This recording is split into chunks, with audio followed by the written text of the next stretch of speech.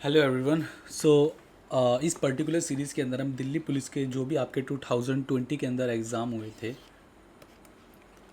उसके सारे क्वांट के क्वेश्चन करने वाले हैं। सो आज की इस पर्टिकुलर वीडियो के अंदर जो आपका 27, 11 एंड 2020 का जो एग्ज़ाम हुआ था उसके सारे हम क्वांट के क्वेश्चन कवर कर लेंगे। सो स्टार्ट कर लेते हैं। पहला क्वेश्चन है आपका, एक इसी काम को 40 डेज़ के अंदर कंप्लीट करता है, वो बी सी वर्क को 50 डेज़ के अंदर कंप्लीट कर लेता है। सो उन्होंने साथ मिलकर 5 दिन काम कर किया, लेकिन फिर बाद में बी इस काम को छोड़कर चले जाता है, तो ए अकेला रिमेनिंग वर्क को कितने डेज़ के अंदर कंप्लीट करेगा। ठीक है। सो ए अगर 40 दिन के अंदर कंप्लीट करता है, बी सी वर्क को 50 डेज़ के अंदर कंप्लीट कर लेगा। सो एलसीएम आ जाएगा इनका 200। 4 की बी की एफिशिएंसी आपकी 4 आ गई है और ए की एफिशिएंसी आपकी 5 आ गई है। ठीक है। अब बोला गया कि इन दोनों ने साथ में मिलके काम किया है फॉर 5 डेज़, है ना। ए और बी दोनों मिलके आपके 5 दिन काम करते हैं। ओके। फिर बाद में होता क्या है कि बी इस वर्क को छोड़ के चला जाता है ना, और रिमेनिंग वर्क ए अपना कंप्लीट करता है। सो ए अकेला इस काम को कंप्लीट करेगा कुछ रिमेनिंग डेज़ के अंदर। सो वो मैंने एक्स मान लिए। ठीक है। और फिर इसी तरीके से आपका ये भी टोटल वर्क है, ये भी टोटल वर्क है। सो विच इज़ इक्वल्स टू आपका 200। क्लियर है। सो ए की एफिशिएंसी आपकी 5 थी, बी की एफिशिएंसी 4 है, टोटल एफिशिएंसी आपकी 9 हो जाएगी, है ना। और ए की एफिशिएंसी यहाँ पर 5 थी, तो this is 9 5 45 plus 5x is equals to 200। So 5x is equals to आपका 200 में से 45 माइनस कर देंगे, सो 155 आ जाएगा। सो x की वैल्यू आ गई आपकी 31। सो पूछा गया था ए अकेले इस कितने शेष काम को यानी रिमेनिंग वर्क को ए अकेले कितने दिनों में पूरा कर लेगा। सो 31 दिन के अंदर पूरा कर लेगा आपका ए कंप्लीट। ओके। अगला क्वेश्चन देखते हैं हम। यदि साधारण ब्याज की वार्षिक दर पर 9% से बढ़कर 13.5% हो जाती है। ठीक है। ओके। सो इंटरेस्ट रेट आपकी 9% से इंक्रीज़ होकर 13.5% हो चुकी है। सो वार्षिक ब्याज यानी कि जो आपका इंटरेस्ट है वो 3,690 से बढ़ जाता है। मीन्स अगर आपकी रेट 9% थी पहले, बाद में आपकी रेट 13.5% हो चुकी है, यानी कि रेट इंक्रीमेंट यहाँ पर कितनी हुई है आपकी 4.5% की। ठीक है। बट अगर मैं एक्चुअल बात करूँ ना, तो परसेंटेज के अंदर तो आपकी 4.5% से रेट बढ़ चुका है, बट एक्चुअल के अंदर ये जो नंबर इंक्रीज़ हुआ है वो आपका 3690 से नंबर इंक्रीज़ हुआ है। ठीक है। यानी कि 4.5% आपका 3690 के कॉस्ट्यूम हो जाएगा। तो मूल धनराशि आपको बतानी कितनी होगी, यानी कि आपको यहाँ पर प्रिंसिपल फाइंड करना है।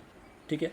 अच्छा देखो, रेट जब आपकी 4.5% है तो प्रिंसिपल तो आपका 100% ऑलरेडी रहता ही है भाई, है ना। प्रिंसिपल आपको 100% रहता है, यानी कि मुझे यहाँ पर 100% की वैल्यू फाइंड करनी है। यानी कि 4.5% आपका 3690 के इक्वल्स टू है। मीन्स आपकी 1% की वैल्यू कितनी हो जाएगी, 3690 डिवाइड बाय 4.5। ठीक है। सो आपको 100% की वैल्यू निकालनी है, तो दोनों जगह 0 से मल्टीप्लाई कर दीजिए, 100% की वैल्यू आ जाएगी। क्लियर है। कैंसल आउट करेंगे यहाँ से 10 लगा लीजिए। ओके। सो यहाँ पे आप कैंसल आउट करेंगे, 5 9 ज़ा 45, 5 7 ज़ा, है ना, 5 3 ज़ा, एक सेकेंड, 5 7 ज़ा 35 हो गया, 5 9 ज़ा 45 एंड 5 3 ज़ा 15 एंड 5 8 ज़ा 40। अगेन 9 से कैंसिल कर लीजिए, 9 8 ज़ा 72 और 9 2 ज़ा 18। ठीक है। यानी कि आपकी 100% की वैल्यू आ चुकी है 82,000। 82,000 आपका प्रिंसिपल आ गया यहाँ पर, जो कि हमसे पूछा गया था। ठीक है। ओके। सो अगला क्वेश्चन है, और दिल्ली पुलिस जैसे एग्ज़ामों के अंदर ये वाला क्वेश्चन देखा ही जाता है। एक महिला को मंदिर तक पैदल जाने और वहाँ से सवारी से वापस आने में 3 घंटे 20 मिनट का टाइम लगता है ना, 3 आवर और 20 मिनट्स का यहाँ पर टाइम वो टेक करती है। ठीक है।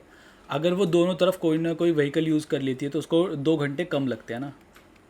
ठीक है। यदि वह दोनों और पैदल चलती है तो उसको यहाँ पर कितना, यहाँ पर जो भी उसको टाइम लगा उसका हमें आधा टाइम बताना है। ठीक है। लेट्स से कि भाई वो पैदल एक्स स्पीड से गई है ना, पैदल चलने में उसको एक्स टाइम लगा, और किसी व्हीकल से उसने वाई टाइम लिया है। ठीक है। सो उसको कितना टाइम लगा यहाँ पे, 3 आवर एंड 20 मिनट का टाइम उसने टेक किया है। ओके। एंड जब वो दोनों तरफ किसी सवारी से जाती है ना, कोई व्हीकल यूज़ कर लेती है तो उसको 2 घंटे का कम समय लगता है ना। तो यानी कि हमने यहाँ पर व्हीकल को वाई लेट किया था, सो अगर वो दोनों तरफ अगर वो वाई किसी व्हीकल से जाती है तो उसको 2 घंटे का कम टाइम लगता है, यानी 2 आवर में यहाँ पे लेस कर दूंगा। क्लियर है। सो यहाँ पर 1 आवर 20 मिनट्स आ जाएगा। क्लियर है। सो हमसे पूछा गया कि अगर वो दोनों तरफ पैदल जाए, यानी कि 2x की हमें यहाँ पर वैल्यू बतानी है। ठीक है, अगर वो दोनों तरफ पैदल जाए तो उसको कितना टाइम लगेगा। ठीक है, तो वैसे तो नॉर्मली क्वेश्चन में यही बनता है कि दोनों तरफ पैदल जाए तो उसको कितना टाइम लगेगा, बट इसके अंदर एक एक्स्ट्रा चीज़ ऐड कर दी गई है कि दोनों तरफ वो पैदल तो जा रही है, मतलब जो भी उसको टाइम लग रहा है ना उसको हमें आधा टाइम बताना है, यानी 2 से हमें को यहाँ पर डिवाइड करना है। ओके, सो मैं क्या करता हूँ कि इस जो ए वाली इक्वेशन है, मेरी पहली इक्वेशन, इसको मैं 2 से मल्टीप्लाई कर देता हूँ। So 2x + 2y which is equals to, यहाँ पर भी मुझे 2 से ही मल्टीप्लाई करना पड़ेगा। सो 6 आवर एंड 40 मिनट। क्लियर है, 6 आवर एंड 40 मिनट्स हो गया। सो 2y की वैल्यू तो मुझे गिवन है ही, 1 आवर 20 मिनट, एक सेकेंड, 1 आवर एंड 20 मिनट यहाँ से मुझे वैल्यू तो गिवन है ही। सो 2x की वैल्यू आ जाएगी आपकी 6 hour 40 minute minus 1 hour and 20 minute. Clear है भाई। सो माइनस कर देंगे, आपका 5 आवर एंड 20 मिनट आ चुका है। ठीक है, अब ये जो वैल्यू आपकी 2x की है, हमें यहाँ पर ये बताना है कि जितना उसने पैदल वॉकिंग डिस्टेंस, जितना भी उसने टाइम लिया वॉकिंग डिस्टेंस पे, जितना भी उसने टाइम लिया उसका आधा टाइम बताना है मुझे। सो मैं 2 से डिवाइड कर दूंगा दोनों तरफ। ठीक है, 2 से डिवाइड कर देंगे, सो आपका आंसर आ जाएगा x इज इक्वल्स टू, ये आपका 2.5 घंटे हो जाएगा, 5 घंटे का 2.5 घंटे हो जाएगा, यानी 2 आवर 30 मिनट्स यहाँ पर बचेंगे, और इसका आधा हो जाएगा तो 10 मिनट्स। 10 मिनट्स और 30 मिनट्स आपके ऐड हो जाएंगे, यानी 40 मिनट, तो 2 आवर एंड 40 मिनट्स आपका यहाँ पर आंसर है। क्लियर है। ओके, सो आगे देखते हैं। ठीक है, सो बोला गया कि दो संख्याओं का गुणनफल यानी मल्टीपल 29216 है यहाँ पर। ओके, जब बड़ी संख्या को छोटी संख्या से विभाजित किया जाता है तो भागफल 16 और शेषफल 0 प्राप्त होता है। तो उस संख्या के, उन संख्याओं के बीच का आपको यहाँ पर अंतर बताना है। क्लियर। सो लेट्स से कि भाई एक नंबर आपका ए है और एक नंबर आपका बी लेट कर लिया है मैंने, इन दोनों का मल्टीपल आपका 29216 है। ओके, सो पहले एक बार डिविजिबिलिटी वाले कंसेप्ट को देख लेते हैं कि आपका जो बीच में होता है वो डिविडेंड होता है। ठीक है, डिविडेंड, ये आपका डिवाइज़र हो गया, दिस इज़ क्वोशिएंट, एंड यहाँ पर आपका रिमाइंडर बताए। अगर मैं हिंदी में बताऊँ तो ये आपका शेषफल है, भागफल, एंड ये होता है आपका भाजक, आई थिंक भाजक, और ये भाज्य है। क्लियर है, दिस इज़ भाज्य।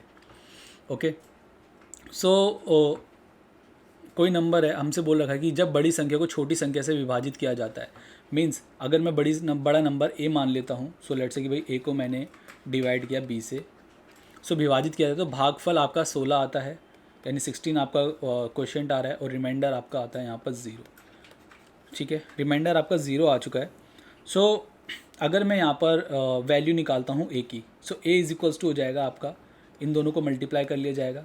ठीक है, यानी b इंटू 16 प्लस 0। ठीक है, रिमाइंडर आपका ऐड हो जाता है। सो यहाँ से मेरे पास ना ए और बी का रेशियो आ जाएगा। क्लियर है, a is equals to B 16 हो गया है। ठीक है, सो a अपॉन बी आपका हो जाएगा 16/1। ए बी का आपका रेशियो आ गया है 16:1। ओके, सो रेशियो है आपका, ये वैल्यूज़ मैं यहाँ पर पुट कर लूँगा इक्वेशन के अंदर। सो दिस इज़ 16, दिस इज़ 1। सो आपकी रेशियो है तो मैं इनके आगे x लगा लेता हूँ। So this is 16x into x is equals to 9216 sorry. Clear है, सो 921x है, 16 से यहाँ पर हम कैंसिल कर देंगे, x square is equals to आपका 576 आ जाएगा। ठीक है, और ये आपका 576 आपका 24 का स्क्वायर होता है, यानी x की वैल्यू आपकी 24 आ गई है। ठीक है, x की वैल्यू आपकी 24 आ गई, तो उन संख्याओं के बीच का अंतर आपको बताना है, ज्ञात करना है, संख्याओं के बीच का डिफरेंस आपको यहाँ पर फाइंड करना है। तो एक नंबर आपका 16x था, एक नंबर था आपका x। अगर मैं इन दोनों की डिफरेंस की बात करता हूँ तो दिस इज़ 15x। आपको 15x की वैल्यू बतानी है, यानी 15 इंटू 24 हो जाएगा आपके पास। ठीक है, सो आंसर इज़ 360। 360 मल्टीप्लाई कर लेंगे, सो आंसर आ जाएगा 360 ऑप्शन 4। क्लियर है? आगे बढ़ते हैं भाई। So question x plus y minus z ratio x y minus z plus 2y इस तरीके से है, और पिछले एग्ज़ाम में काफ़ी कम बच्चों का ये वाला आंसर ठीक गया था। क्लियर? सो आपके पास आपको ना बस यहाँ इक्वेशन से एक इसका क्लू मिल जाएगा कि आपका 2:3:1 है। मीन्स आप इसको 3 को इस तरीके से लिख सकते हैं 2+1, है ना। 3 इज इक्वल्स टू 2+1 हो जाएगा, which is equals to 3 and 3, है ना। तो LHS बराबर आपका RHS हो चुका है। ओके, सो 2x की वैल्यू आपको ये वाली दे रखी है ना। ये आपकी 2x की वैल्यू है, ये आपकी 3x की वैल्यू है, और ये आपकी 1x की वैल्यू है, बिकॉज यही तो दे रखा है ना, दिस इज इक्वल्स टू 2:3:1, है ना। यानी कि ये आपकी 2 के बराबर हो जाएगी, आपकी 3, और ये आपके 1 के बराबर हो जाएगी। सो बस वैल्यू पुट कर दीजिए, 5 minus z plus 2w is equals to 2 की वैल्यू आपकी x plus y minus z plus 2x plus z minus डब्ल्यू। क्लियर है भाई? ओपन कर लेते हैं इसको। सो ये तो आपका प्लस में ही आएगा, यानी कि x plus y minus z plus 2x plus z minus डब्ल्यू है। तो z से आपका z कैंसिल हो चुका है। क्लियर भाई? z से आपका z कैंसिल हो जाएगा। ये आपका 2x plus x 3x, colour दूसरा ले लेते हैं। 2x प्लस x आपका 3x हो गया, ठीक है। ये आपका y है, सो प्लस y माइनस डब्ल्यू। क्लियर? सो ये वाली वैल्यू भी यहाँ पर लिख लेते हैं, y minus z plus 2w। y से आपका y कैंसिल हो गया है, एंड 3x 2w है, और राइट हैंड साइड पे माइनस हो जाएगा, यानी 3w हो जाएगा आपका, प्लस z, है ना। ये माइनस में था, राइट हैंड साइड पे प्लस हो जाएगा, इसको इज इक्वल्स टू 0। ओके, सो आपको इसकी वैल्यू बतानी है ना, इस पूरे एक्सप्रेशन की आपको वैल्यू बतानी है। मैं साइड में लिख लेता हूँ इसको, यानी कि 5w minus 3x minus Z upon 3w की आपको यहाँ पर वैल्यू फाइंड करनी है। ओके, सो यहाँ पर मैं एक रिलेशन निकाल लेता हूँ। आपका 3w है, राइट हैंड साइड पे ले आता हूँ मैं इसको। So 3x plus z is equals to 3w हो गया आप लोगों के पास। Okay, so 3x plus z is equals to 3w हो गया। ओके, अब देखो यहाँ पर आपका ना, मैं यहाँ पे माइनस कॉमन ले लेता हूँ, दूसरा कलर ले लिया मैंने। अगर मैं यहाँ से माइनस कॉमन लेता हूँ, तो आपका 5w माइनस कॉमन लिया, सो 3x प्लस जेड हो गया है, अपॉन 3w हो जाएगा। क्लियर है? सो इस 3x minus 3x plus Z की आपकी वैल्यू मिल चुकी है यहाँ पर 3w। सो यहाँ पर मैं वैल्यू पुट कर दूंगा 3w, यानी कि 5w minus 3w upon 3w। सो आपका आ जाएगा 2w अपॉन 3w। सो w से w कैंसिल हो जाएगा, आंसर इज़ 2:3। क्लियर है? Answer is 2:3। आगे बढ़ते हैं भाई। क्वेश्चन इसकी एक धनराशि अर्धवार्षिक रूप से चक्रवृद्धि किए जाने पर 10% वार्षिक ब्याज दर पर एक वर्ष के अंत में इतनी हो जाती है ना। यानी कि आपको अमाउंट गिवन है आपको ये। ओके, उसी धनराशि पर पहले 3 गुने ब्याज पर और इतने वर्षों में प्राप्त होने वाला साधारण ब्याज कितना होगा। ओके, सो क्वेश्चन इसकी भाई आपकी कोई प्रिंसिपल है, ठीक है। कंपाउंड इंटरेस्ट उस पर कैलकुलेट किया जाता है, 10% पर एनम है आप लोगों का। बट जो कंपाउंडिंग की जाती है वो आपकी हाफ ईयरली की जाती है ना, अर्धवार्षिक रूप से हाफ ईयरली की जाती है। जिससे कि होता क्या है कि जो आपका अमाउंट आता है ना, यहाँ पर अमाउंट आपका 20947.50 आता है यहाँ पर आपका अमाउंट। क्लियर है? सो अब बोला क्या गया है कि अगर मैं इसी प्रिंसिपल पर, है ना, यहाँ पर जो आपका रेट है 10% जो आपका रेट है, अगर मैं इसी प्रिंसिपल पर इस 10% का 3 टाइम्स इंटरेस्ट कैलकुलेट करता हूँ, तो यहाँ पर आपका कितना इंटरेस्ट आएगा, है ना, इतने साल पर, यानी कि इतने साल के अंदर कितना रेट ऑफ इंटरेस्ट आएगा SI पर, सिंपल इंटरेस्ट पर। यहाँ पर आपको SI बताना है, ठीक है। सो सबसे पहले आपको क्या करना पड़ेगा, यहाँ पर आपको प्रिंसिपल फाइंड करना पड़ेगा। देन प्रिंसिपल फाइंड करने के बाद आपको सीधा सीधा SI का फॉर्मूला लगा देंगे, आपका आंसर आ जाएगा। सो करते हैं क्वेश्चन को। फर्स्ट ऑफ ऑल तो हम रेट ऑफ इंटरेस्ट निकाल लेते हैं। आपकी 10% पर एनम है, rate of interest 10% per annum है। तो हाफ ईयरली 5% हो जाएगी, बट यहाँ पर हमें सक्सेसिव लगाना पड़ेगा। सो 5 प्लस 5 10 प्लस 5 25, तो 0.25, ये मैंने x plus y plus x y upon 100% का फॉर्मूला लगाया सक्सेसिव वाला। सो 10.25 आपका सक्सेसिव रेट हो गया, ठीक है। अगर प्रिंसिपल बच्चे मेरा 100% होता है तो 10.5% इंटरेस्ट है, यहाँ पर अमाउंट हो जाएगा आपका 110.25%, अमाउंट आपका 110.25% हो जाएगा। सो जो कि आपको नंबर्स के अंदर दे रखा है 2947.50। सो 20,947.50 को अगर मैं डिवाइड करता हूँ 110.25 से, ठीक है, तो यहाँ पर एक यूनिट की वैल्यू आ जाएगी। मुझे यहाँ पर 100% की वैल्यू निकाल लेता हूँ, तो ये मेरे पास पूरा प्रिंसिपल आ जाएगा। ये मेरे पास प्रिंसिपल है, क्लियर है भाई। सो प्रिंसिपल यहाँ पर आ जाएगा। अब ये प्रिंसिपल आ चुका है, आपको पता है एसआई का सिंपल इंटरेस्ट का फॉर्मूला होता है मेरा, SI is equals to P into R into T upon 100। ये आपका सिंपल इंटरेस्ट का फॉर्मूला होता है। प्रिंसिपल आपको मिल चुका है, आर आपको यहाँ पर बताया गया कि भाई 3 गुनी है, 3 टाइम्स है इसकी 10 की, यानी 30% हो जाएगी आपकी आर। टाइम बोल रखा है भाई 4:2/5 ईयर्स है, यानी कि 22/5 ईयर्स, और अपॉन में 100 तो है ही। ओके, सो 2947.50 अपॉन 110.25 इंटू 100 आपका प्रिंसिपल है। आर परसेंट आपकी 30% हो जाएगी, 30/100, ठीक है। ये पूरा मैंने लिख दिया R/100 यानी 30/100 इंटू 22/5। क्लियर है भाई, कैलकुलेट कर लीजिए यहाँ पर।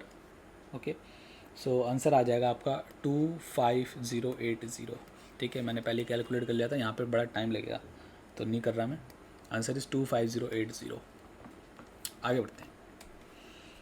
सो 2 छात्रों ए और बी के पुरस्कार राशि के रूप में कुल इतना भुगतान किया जाता है। यदि ए को बी को भुगतान की राशि का 120% भुगतान किया जाता है, तो बी को कितनी राशि का भुगतान किया गया है। ओके, सो बड़ा ही सिंपल सा क्वेश्चन है ये तो, कि ए को जो भी बी को अमाउंट मिला गया है, ए को उसका 120% मिला है, ठीक है। सो ए और बी की अगर मैं रेशियो की बात करता हूँ, 120% का फ्रैक्शन वैल्यू आपकी 6/5 हो जाएगी। सो ए और बी की आपकी यहाँ पर वैल्यू हो जाएगी 6/5। A upon b is equal to 6/5, यानी ए आपका 6 यूनिट है, बी आपका 5 यूनिट है। क्लियर है भाई। सो ए और बी की मैं बात करता हूँ, भाई आपका 6/5 है। अब मुझसे बोला गया कि इन दोनों को टोटल अमाउंट आपका 4400 दिया गया है। यूनिट के अंदर ये आपका 11 यूनिट हो जाएगा, विच इज़ इक्वल्स टू 4400, यानी एक यूनिट की वैल्यू कितनी हो जाएगी भाई 400। एक यूनिट की वैल्यू 400 हो गई, तो 6 यूनिट की वैल्यू कितनी हो जाएगी, यहाँ पे 400 मल्टीप्लाई कर दूंगा 2400, एंड 5 यूनिट की वैल्यू हो जाएगी 4 से मल्टीप्लाई कर देंगे 2000। क्लियर है। सो बी को की गई भुगतान की राशि तो 2000। ओके, आगे बढ़ते हैं भाई। सो एक वस्तु के अंकित मूल्य पर 15%, 20%, 18% की 3 क्रमिक छूट देने के बाद 0.40 में बेचा जाता है, तो अंकित मूल्य क्या होगा। ओके, सो यहाँ पर आपको इसका मार्केट प्राइस बताना है, ठीक है। तो मार्केट प्राइस कैसे निकालेंगे। सो लेट्स से कि भाई मैंने मार्केट प्राइस MP लिख दिया सीधा सीधा, इस पर आपका 15% का डिस्काउंट दिया गया है। 15% की फ्रैक्शन वैल्यू होती है आपकी 3/20, यानी कि 20 पर 3 का डिस्काउंट दिया गया, यानी 17/20 हो जाएगा। इंटू 20% का डिस्काउंट दिया गया है, यानी कि 1/5। 5 पर 1 का डिस्काउंट है, 4/5 हो गया यहाँ पर। एंड 18% का डिस्काउंट है यहाँ पर आपका, सो 18/100 हो गया। 2 9 ज़ा 18, दिस इज़ 50। 50 पर 9 का डिस्काउंट है, यानी 41/50 इज इक्वल्स टू 2230.40। क्लियर है भाई, कैंसल आउट कर लीजिए इसको, पॉइंट हटा लीजिए, 100 आ जाएगा, ठीक है। 2 पे चला जाएगा, ये आपका 10 हो गया है, ठीक है। कैंसल आउट करेंगे, 4 से कर लेते हैं। 4, एक सेकेंड दूसरा कलर ले लेता हूँ मैं यहाँ पर। 4 5 ज़ा 20, 4 6 ज़ा 24, 4 2 ज़ा 8, 4 6 ज़ा 24 एंड 0, ठीक है। एक सेकेंड, 4 5 ज़ा 20 हो गया, और सो की 4 5 ज़ा 20, 24 के ऊपर दिया मैंने। 4 5 ज़ा 20 एंड 4 5 ज़ा 20, एंड यहाँ पर आपका 7 आ जाएगा, ठीक है। माइनस कर लेते हैं यहाँ पर आपका 17 से, 17 3 51, फिर 280, 41 से कैंसिल आउट हो जाएगा। तो यहाँ पे क्लियरली दिख रहा है, अगर मैं 8 से मल्टीप्लाई कर देता हूँ, 8 1 8, 8 4 32, ठीक है। सो 8 से यहाँ पे चला जा रहा है और 0 तो आ गया आपका पीछे, 5 8 40, यानी मार्केट प्राइस की वैल्यू आपकी हो जाएगी 4000, ऑप्शन 1। आगे बढ़ते हैं। किसी वस्तु पर प्राप्त लाभ उसकी लागत मूल्य का 120% है, यानी प्रॉफिट आपका 120% है। यदि उसकी लागत 25% बढ़ा दी जाए और विक्रय मूल्य को नियत रखा जाए, यानी कि सेलिंग प्राइस आपकी सेम ही है, तो प्राप्त होने वाला लाभ विक्रय मूल्य का कितना प्रतिशत होगा। ओके,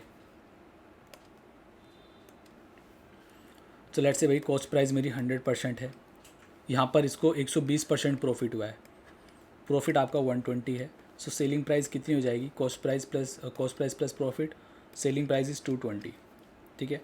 यदि लागत को 25% बढ़ा दिया जाए, कॉस्ट प्राइस को अगर मैं 25% से बढ़ा देता हूँ, तो कॉस्ट प्राइस आपकी 125 हो जाएगी। क्लियर है।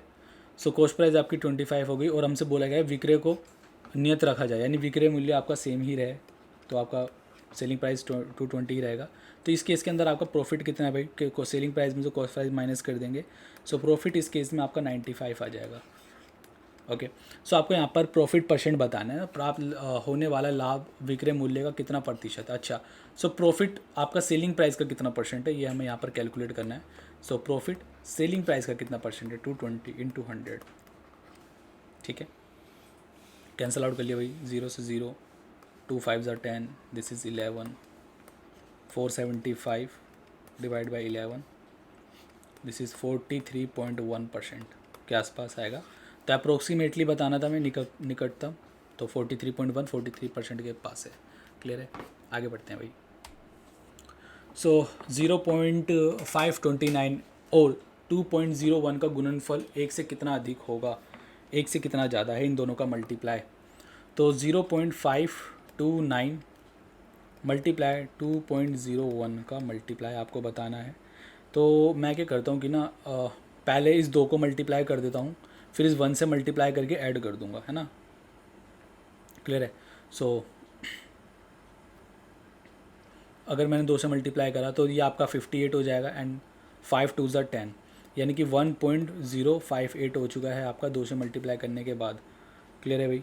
सो 1 से इन दोनों का गुणनफल 1 से कितना अधिक है, यानी कि एक इनमें से माइनस भी करना है मुझे, एक इनमें से माइनस भी करना है। तो मैं क्या करता हूँ, पहले ना ये माइनस ही कर देता हूँ, फिर ये 1 ऐड कर दूंगा, है ना। आपका 5, अगर ऐसे इस तरीके से लिखा गया है 5 + 3 - 2, तो पहले 2 माइनस कर दो, कुछ फ़र्क थोड़ी ना पड़ेगा। तो मैंने 1 पहले माइनस कर दिया, तो आपके पास यहाँ पर बचा है 0.058, एंड इसी 0.1 को अब अगर मैं इससे मल्टीप्लाई करता हूँ, इस 0.01 को अगर मैं इससे नंबर से मल्टीप्लाई करता हूँ, सो भाई अगर मैं इसको 0.529 को अगर मैं 1 से मल्टीप्लाई करता तो रिजल्टेंट मेरा 0.529 ही रहता, ठीक है। एंड अगर मैं पॉइंट से इसको मल्टीप्लाई करता, सॉरी 0.1 से अगर मैं इसको नंबर को मल्टीप्लाई करता, तो फिर मेरे पास आ जाता है यहाँ पर 0.0529। बट यहाँ पर मैंने 0.01 से मैंने मल्टीप्लाई किया है ना, 0.01 से मैंने मल्टीप्लाई किया है, यानी कि एक 0 और आ जाएगा, ठीक है। मीन्स आपका 0.00529 आ जाएगा मल्टीप्लाई करने पे, तो वो आप ऐड कर दीजिए 0.00529, 29 8 5 13 6.00, ठीक है। तो 0.06329 आपका आंसर आ जाएगा। क्लियर है भाई। आगे बढ़ें। एक गाय 25 मीटर लंबी भुजा वाले एक वर्गाकार घास के मैदान में एक कोने में खूंटे से बंधी है। ओके, सो एक 25 मीटर भुजा वाला एक वर्गाकार मैदान है, और वर्गाकार आपका क्यूब होता है। सो ये क्यूब है आपका और 25 मीटर का है। यहाँ पर एक गाय बंधी हुई है, ठीक है, और इसकी लेंथ दे रखी मुझे 25 मीटर। ओके, रस्सी की लंबाई आपकी 14 मीटर है। रस्सी की लंबाई लेट से भाई 14 मीटर है। लेट से क्या बोल ही गए, बोल ही रखा है। 14 मीटर इस रस्सी की लंबाई है। मैदान के उस भाग का क्षेत्रफल हमें यहाँ पर बताना है जिससे जिस पर मतलब गाय घास चरती है। सो आप एक बात मुझे बताएं, अगर मैं इस गाय रस्सी से बंधी हुई है तो गाय यहाँ पर नहीं पहुँच सकती ना, गाय सिर्फ इसी एरिया में घूम पाएगी, इसी एरिया में घास चर पाएगी वो। ठीक है, तो यही मुझे बताना है कि भाई कितने एरिया में उसने घास चरी है। ठीक है, सो आपको क्लियरली दिख रहा है, ये आपका सर्कल का एक क्वाड्रेंट दिख रहा है ना। क्वाड्रेंट क्या होता है भाई, ये आपका फोर्थ पार्ट, ये फोर्थ पार्ट दिख रहा है आपको। सो ये आपका फोर्थ पार्ट दिख रहा है आपको एक सर्कल का। मीन्स अगर मैं एक सर्कल के एरिया को 4 से डिवाइड कर देता हूँ तो मेरे पास आंसर आ जाएगा। अब सर्कल का एरिया निकालने के लिए आपको रेडियस पता होनी चाहिए, तो रेडियस यदि गिवन तो है 14 मीटर है ना। रेडियस आपको 14 मीटर है। सो यहीं से आपका आंसर निकाल लेंगे,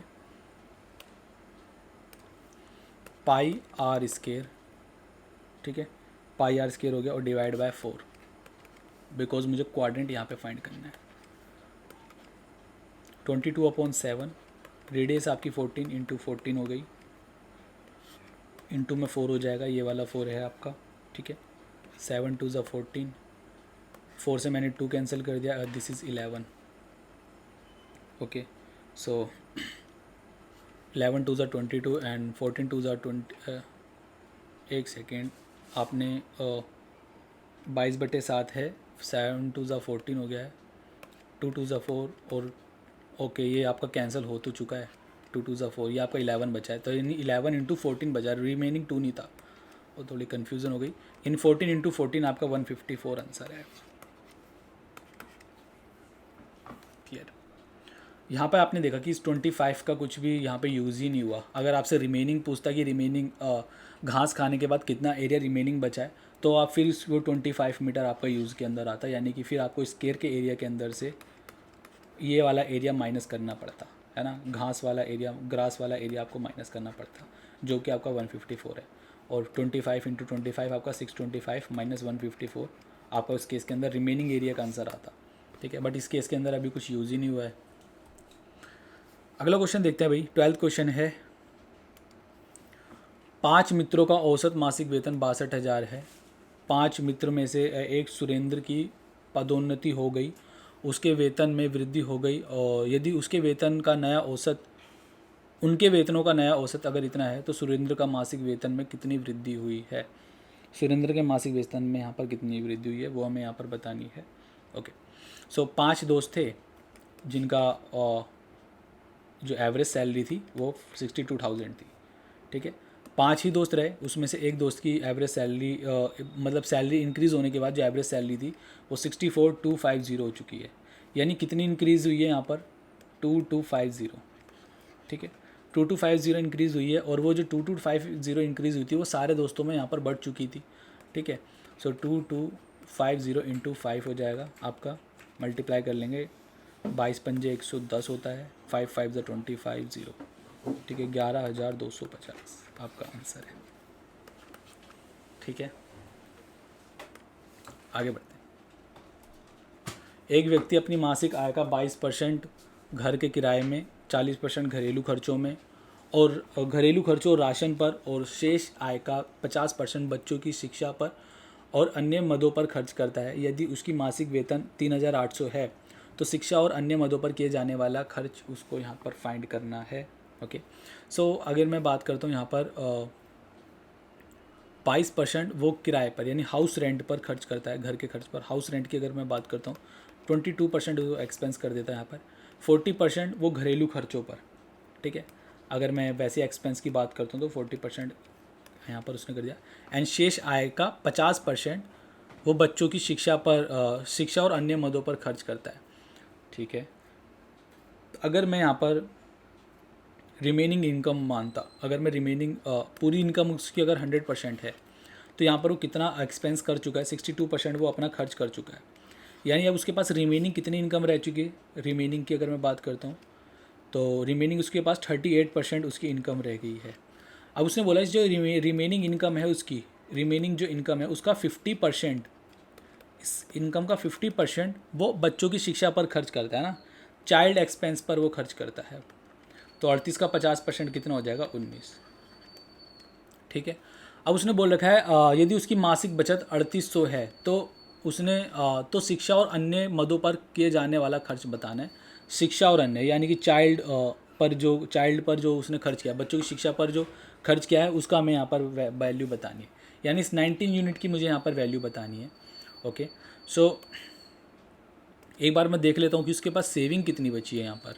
ठीक है, तो 62% तो यहाँ पर अगर मैं लेट्स से कि 100 यूनिट थी और यहाँ पर 60 यूनिट उसका इन दोनों पर एक्सपेंस हो चुका है और 19 यूनिट उसने चाइल्ड पर एक्सपेंस कर दिया, चाइल्ड एजुकेशन पर एक्सपेंस कर चुका है वो। तो टोटल उसने कितना एक्सपेंस कर दिया यहाँ पर 81 है ना, 62 प्लस 19, 81 यूनिट वो एक्सपेंस कर चुका है, यानी कि सेविंग कितनी हो गई है उसकी 19 यूनिट उसकी सेविंग है। सेविंग उसकी 19 यूनिट है विच इज़ इक्वल्स टू 3800 है ना। और आपको 19 यूनिट की ही वैल्यू बतानी है बिकॉज चाइल्ड एजुकेशन पे जो उसने खर्च किया है वो हमें यहाँ पर बताना है।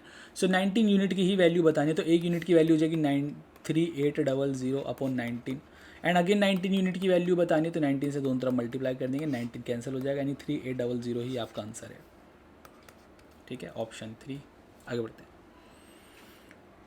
सो 14 क्वेश्चन है और सेकंड लास्ट क्वेश्चन है हमारा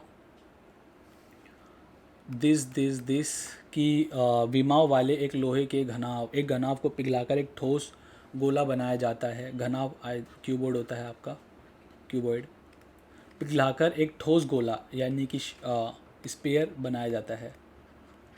ठीक है, तो गोले की आपको त्रिज्या बतानी है, त्रिज्या कितनी होगी। सो एक क्यूबॉइड था आपका, क्यूबॉइड को मेल्ट कर दिया जाता है एंड रिकास्ट कर दिया जाता है एक स्पेयर के अंदर, है ना, स्पेयर के अंदर एक रिकास्ट कर दिया जाता है। सो जब मेल्ट करके कोई दूसरी शेप दी जाती है तो इस केस के अंदर आपका वॉल्यूम सेम रहता है ना, तो वॉल्यूम ऑफ क्यूबॉइड होता है आपका L into B into H and volume of sphere होता है आपका 4/3 पाई आर क्यू। ठीक है, so this is 24.5 into 16.5 into 12 which is equals to 4/3 into 22/7 r cube. आपको यानी आर की ही तो वैल्यू बतानी है, आर क्यूब आ जाएगा, पॉइंट हटा लीजिए, अपॉन 100 10। ओके, ठीक है, सो कैंसल आउट करने की कोशिश करिए। दिस इज 22/7, 4 3 12 हो गया आप लोगों का एंड ये आपका 22 ही है। ठीक है, जहाँ तक कैंसल होगा 5 से कैंसिल कर लीजिए यहाँ पर, 5 4 20, 5 9 45, 5 2 10, अगेन 5 से कैंसिल कर लीजिए, 5 3 15 एंड 5 3 15, 5 2 10, 11 से कैंसिल हो जाएगा, 11 2 11 3 क्लियर है भाई। अब सारी वैल्यू आप एक तरफ लीजिए और आर क्यूब आपका एक साइड रख लीजिए। R cube is equals to हो जाएगा आप लोगों के पास, this is 3 and this is 7, तो 3 इंटू 3, देखो एक बार 3 आपका ये रहा, एक 3 आपका ये रहा और एक 3 आपका ये है ना, एक सेकेंड, 3 3 एंड 3। ओके, इनटू अगर मैं 7 की बात करता हूँ तो एक 7 आपका ये हो जाएगा एंड 2 7s आपके ये हो चुके हैं, तो 7 इंटू 7 इंटू 7।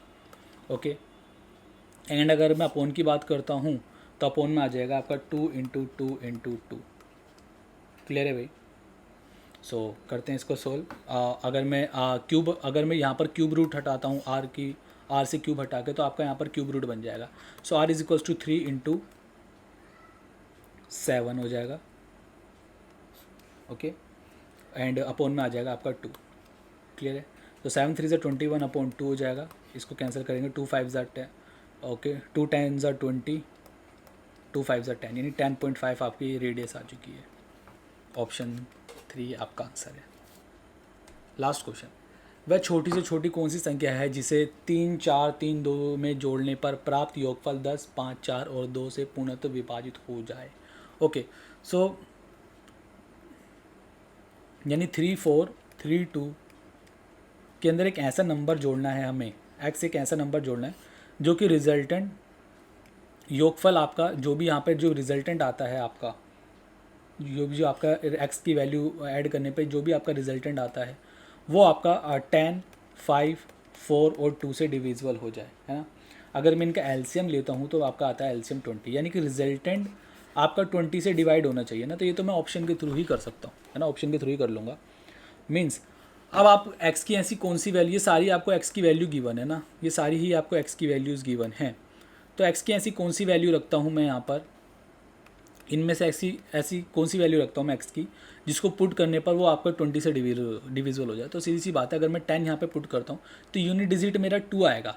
क्या 2 आपका 20 से डिविजिबल होगा यूनिट डिजिट? नहीं, बिकॉज ये 20 से डिविजिबल होने के लिए यूनिट डिजिट आपका 0 होना चाहिए ना, बिकॉज 20 40 60 इसी तरीके से आपका, तो यूनिट डिजिट आपका 0 आना चाहिए। इसको ऐड करने पे यूनिट डिजिट 0 नहीं आएगा। अगर मैं 5 ऐड करता हूँ तो 5 + 2 आपका 7 आ रहा है, यूनिट डिजिट नहीं होगा, 6 भी नहीं होगा। इसी तरीके से अगर मैं 8 ऐड कर देता हूँ यहाँ पर, है ना, 8 और 2 10, 0 आ रहा है यूनिट डिजिट, यानी कि 8 मेरा यहाँ पर सही आंसर हो जाएगा। ठीक है, all right, so that's for all for this video. मिलते हैं आप नेक्स्ट वीडियो के अंदर। Tata bye bye.